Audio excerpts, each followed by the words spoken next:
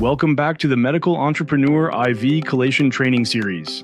I'm Adam Sewell, MD, and in this video E3, we're going to explore a case study involving iron overload, a condition seen in patients with chronic transfusions or hereditary hemochromatosis. This is one of the FDA-approved indications for chelation therapy, and proper management can prevent organ damage and significantly improve quality of life for these patients. As always, this training is for educational purposes only. Please refer to official guidelines and consult specialists as needed for actual patient care. Patient, 28-year-old female. Condition, thalassemia major. Transfusion history, receiving 2 units of packed red blood cells every 3 to 4 weeks. Symptoms, mild fatigue, palpitations, early satiety, skin bronzing, lab findings, ferritin, 2,450 nanograms per milliliter.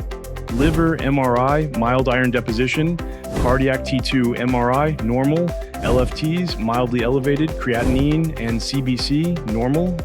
Diagnosis, transfusion-related iron overload with hepatic involvement. Chronic transfusions can lead to progressive iron accumulation, particularly in the liver, heart, and endocrine organs. The primary chelation agent used in this setting is Deferoxamine, an iron-binding compound administered parenterally.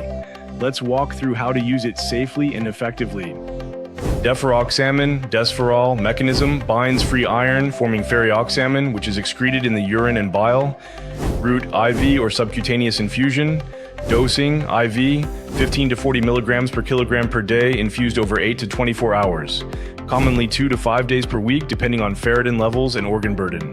Example, for a 60 kilogram patient, 30 milligrams per kilogram equals 1/800 milligrams per day, infused over 8 to 12 hours via portable pump for outpatient use. Alternative, SC infusion via elastomeric pump for at-home therapy. Important, never give Deferoxamine as a rapid IV bolus. Always use slow infusion to avoid hypotension and other adverse reactions. Next, we have to talk about monitoring, because chelation for iron overload is a long-term therapy, and you'll need to adjust the plan based on lab trends and organ response. Serum ferritin. Goal, maintain levels below 1,000 nanograms per milliliter. Frequency, check monthly during active chelation. Be aware, ferritin is an acute phase reactant, so levels can spike due to inflammation or infection. Liver function tests, AST, ALT, bilirubin.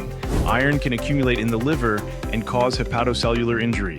Monitor monthly or quarterly based on baseline risk. Cardiac function, MRI T2. Annual cardiac MRI to assess iron deposition in myocardium.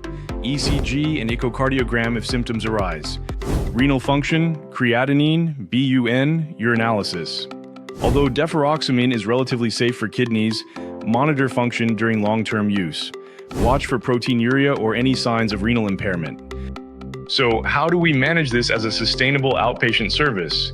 Many patients will require years of therapy, and you'll need a system that supports both the clinical and logistical aspects of care.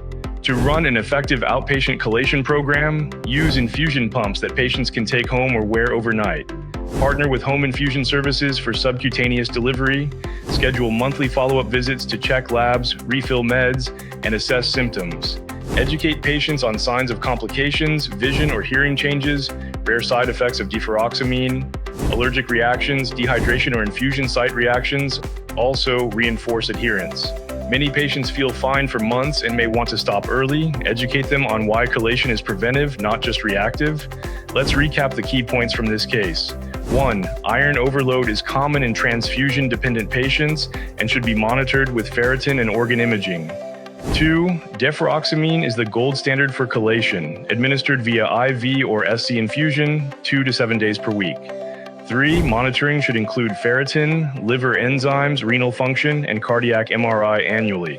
4. Long-term outpatient care requires patient education, adherence support, and a solid follow-up system.